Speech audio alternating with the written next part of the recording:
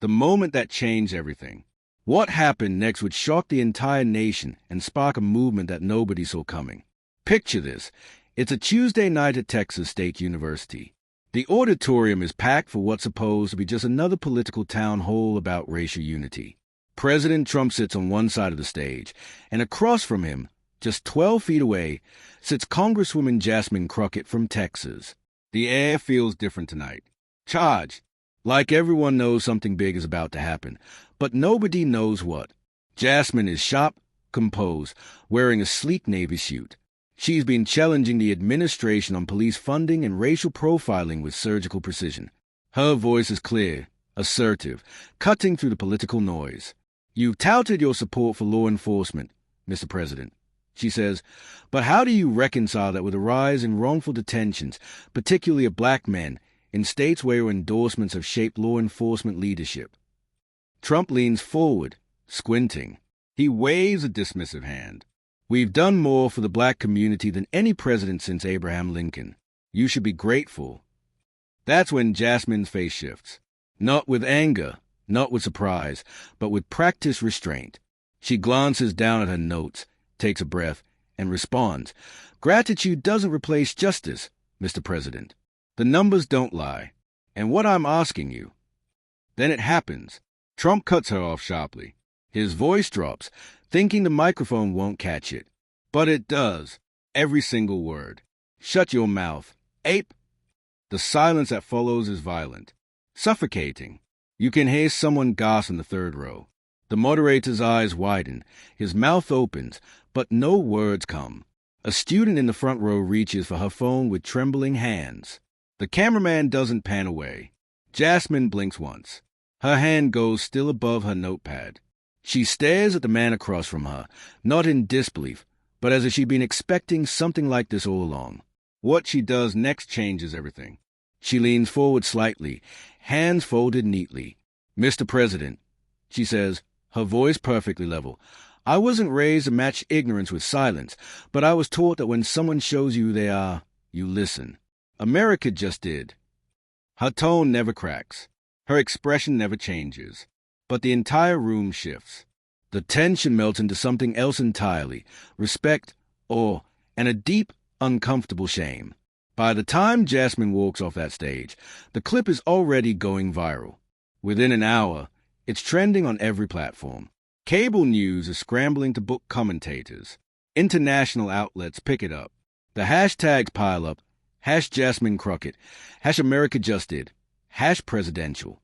But here's what makes this story incredible. Jasmine doesn't try to capitalize on the moment.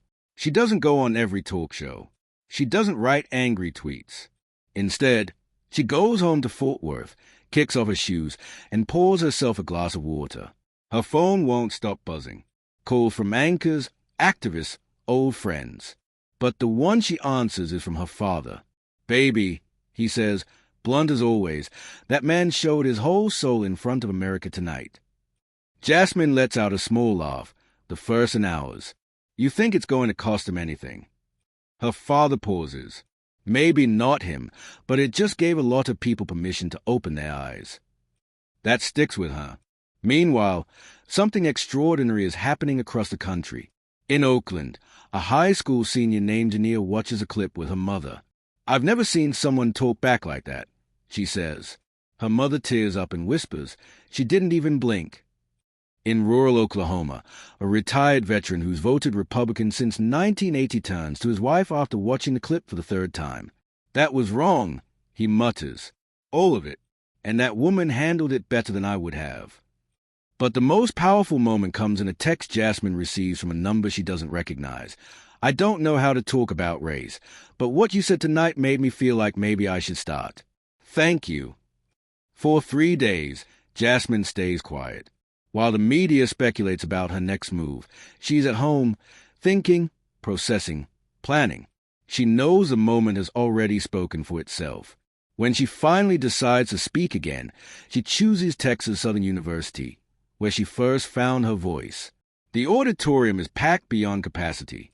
Students stand against walls, sit on steps. Outside, speakers are mounted for the overflow crowd. When Jasmine steps into the light, the room doesn't erupt with applause. It rises quietly, respectfully, like a congregation standing as their pastor enters. "I wasn't planning to give a speech tonight," she begins. "But when your name becomes a headline and your dignity becomes a debate, you don't stay quiet." What follows is 12 minutes of pure truth that will be remembered for decades. I was called something vile last week, something that carries centuries of blood and memory. And while some folks are more shocked by the word than the weight it carries, I want to say this clearly. It wasn't new to me. She talks about her mother being asked if she worked in the house or the fields during a 1978 job interview. Her grandfather having to step off sidewalks when white women passed. Kids she mentors still getting pulled over on the same streets where she grew up. I didn't respond to make a moment. I responded because silence would have told too many little girls that there's nothing you can say when power insults you.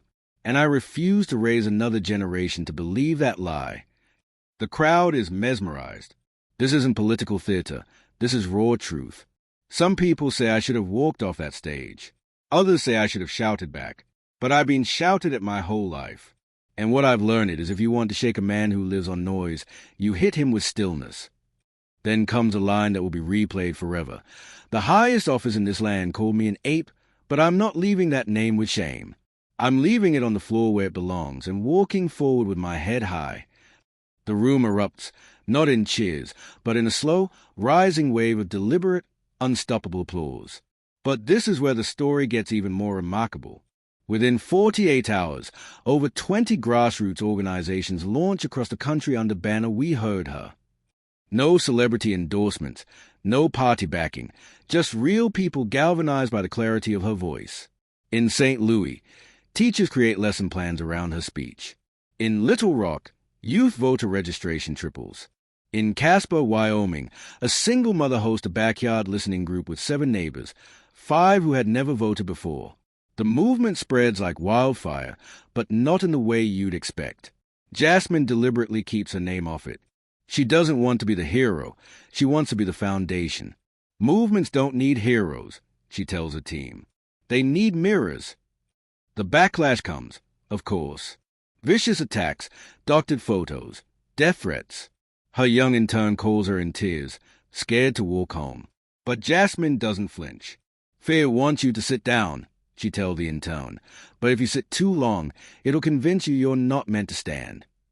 The final scene that captures everything happens at a town hall in Dayton. A 12-year-old girl named Elena stands up, adjusting pink glasses that slip down her nose. "Why do people hate people like us?" she asks. Jasmine steps off the stage and kneels beside the girl, eye level. "I can't tell you exactly why, Elena," she says softly, "but I can tell you it's not because of anything wrong with you. Sometimes people hate what they don't understand. Sometimes they hate people like us because we remind them of truths they'd rather not face." She looks at Elena, then at the room. "But their hate is not your burden. Your job isn't to carry it. Your job is to keep learning, keep growing, and never believe the lie that you'll lessen someone else just because they speak louder." Elena hugs her right there in front of everyone.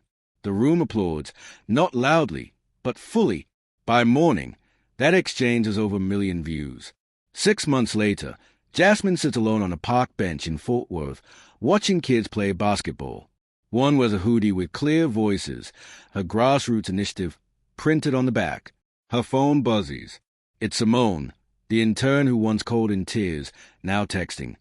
"We filled the room in Shreveport. Standing room only. They asked if you'll come next time." Jasmine smiles and replies, "I'll be there." As she sits there, she thinks about her grandmother's words. You can't choose your moment, but you can choose what you do with it. Jasmine didn't just survive that moment when power tried to humiliate her. She transformed it into something bigger than herself. She showed millions of people that you don't need to yell to be heard. You just need to speak when it counts. And that's exactly what she keeps doing.